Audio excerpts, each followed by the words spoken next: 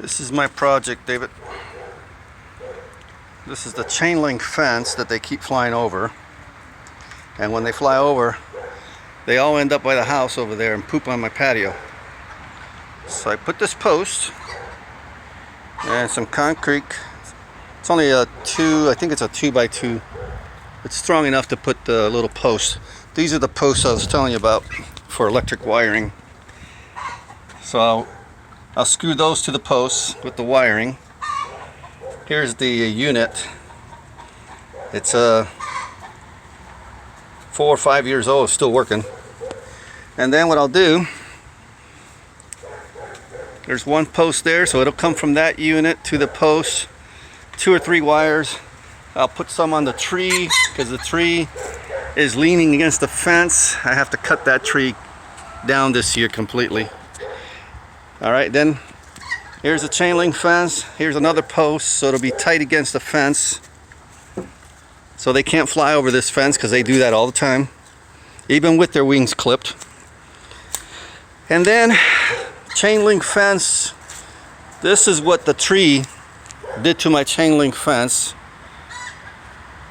That's the tree that lightning struck, and then it came down several years later right over this fence all the way down there by that tent.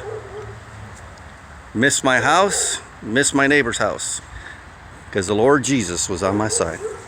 And then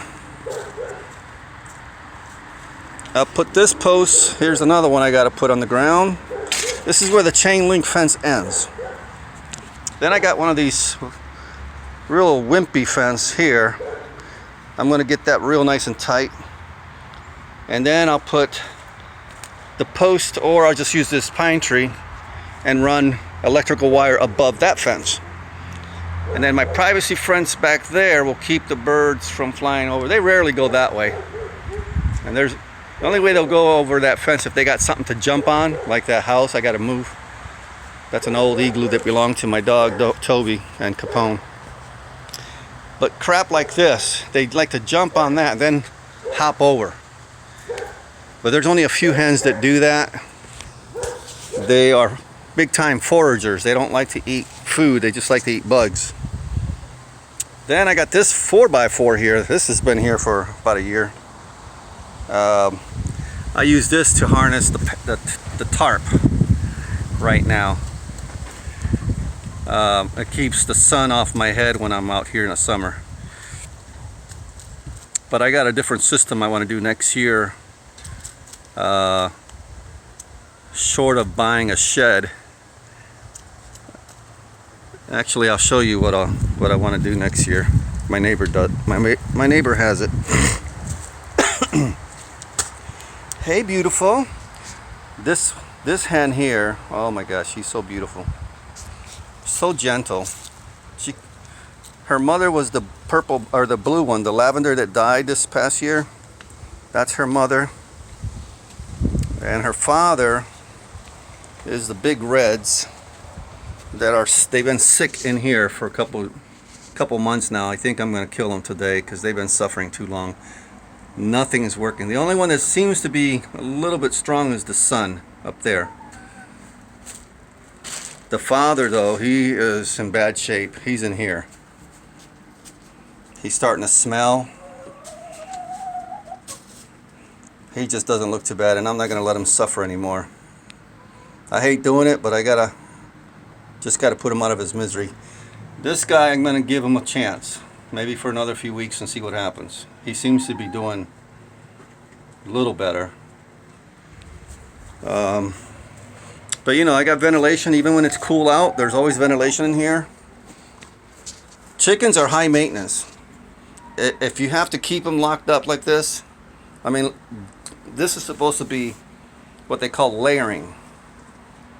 And it's supposed to be easy for the chickens. The problem is, you gotta, every once in a while, you gotta get this layering completely out and start over. Not sand. So sand is a different system. I may try sand next year, so I don't have to keep dumping all that stuff. Sand, all you do is dump the top layer off and put new sand. Anyway, here's my neighbor. this is what he's doing. I can use this to work on. You see that? He uses you can actually buy those already pre-assembled PVC shaped like an igloo, goes all the way to the ground. Then you put a really heavy duty tarp, and I can work in there during the summer or winter or in the rain. And as long as it's nice and taut, then the wind won't rip the grommets like over here. See, even I do the taut, but occasionally you'll see these grommets rip completely when there's really high winds. I mean, look at this. Ripped that rope. It ripped that right there. I mean, this tarp is not the best tarp. It's what regular tarp, but it lasted for a good two years, maybe 3, I think it was. But the heavy duty ones, like the brown one that I just showed you, my neighbor, he's got those heavy duty UV, so that they can resist the UV rays in the sun. That one there is like 40-50 bucks for that size. But I mean, that one, if it's UV resistance, that can last for years. And then I can be out here, I'll set it up right there. I have to redo these benches. These benches are already rotting. These are all my workbench. And that's the other thing, my chickens every morning, because they keep coming on this side, all my working crap is on the floor because they're looking for bugs up here and they're scratching and kicking. Same thing over here. This is my other workbench. They kick and everything, all my stuff. I had to put this board here because the chicken was kicking all my tools and stuff on the ground every morning. So with that housing tarp that my neighbor has, I can put some shelving here and keep this cleaner. I mean, I can be more organized, but this is basically what I'm dealing with now. That's what I work under. Today's a beautiful day, so I can actually remove these tarps, take them down, let the sun hit me. It's not that hot, it's like 60 degrees. So that's my project. This is the tree branch that broke off this year. No, I'm sorry, last year. Yeah, I don't know if you can see it. Where all that growth is growing, you see some blue paint. That branch fell over and just hung right like midway. What was stopping it was that other branch. But this is what they call a crab apple or some sort of, no, crab pear tree. It's not even a pear tree, it's mixed with a crab tree. And this branch here has bulged, and it just every year keeps bulging. It's a fast growing tree. And look what it does to my fence. I mean, I really don't need the fence. For now I do, to keep the chickens on that side. But once I get rid of this tree, that fence could be straightened up. I mean, look at that. That's what this branch did. Couple 1,000-pound branch. It just fell right over here, and it was a big branch, so half of it was over here, half of it was up here, and then some of the bees boxes were shaking, so I had to wait till the bees calmed down because they were pissed. They were pissy. They were stinging everybody. So that's my project today. I want to get that fence up so I can have my yard back. All right.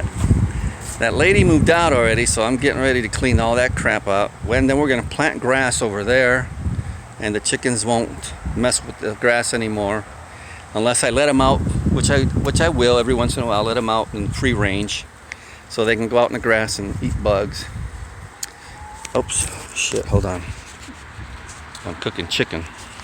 I don't want it to burn. It's my little trailer. All these frames I got to clean by February.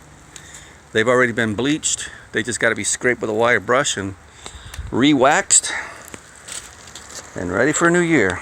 That's my chicken. All right, talk to you later.